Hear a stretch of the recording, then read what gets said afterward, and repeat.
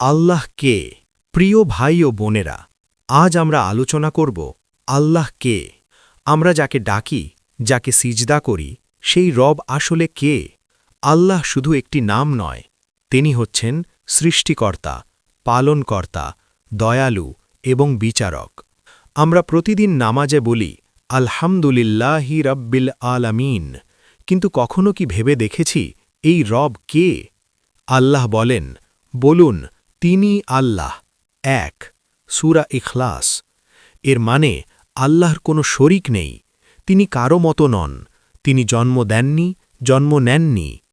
দুনিয়াতে আমরা অনেক কিছু দেখি, মানুষ, রাজা, নেতা, কিন্তু আল্লাহ সব কিছুর উপরে, সব কিছুর সৃষ্টিকর্তা। শিক্ষা এক। আমরা শুধু আল্লাহর কাছেই সাহায্য চাইব, কোনো কিছু বা কাউকে আল্লাহর সমান ভাবব না। আল্লাহ এক ও অদ্বিতীয়। আল্লাহ বলেন আর রহমানির রহিম, অর্থাৎ রহমান সবার জন্য দয়া, রহিম মুমিনদের জন্য বিশেষ দয়া। আপনি পাপী হলেও আল্লাহ আপনাকে রিজিক দিচ্ছেন, আপনি ভুল করলেও আল্লাহ আপনাকে সুযোগ দিচ্ছেন। একটি হাদিসে এসেছে আল্লাহর দয়া মায়ের দয়ার চেয়েও বেশি। শিক্ষা এক। কখনো আল্লাহর রহমত থেকে হতাশ হবেন না, যত গুনাহ হোক তাওবা করুন। আল্লাহ দয়ালু, রহমান ও রহিম।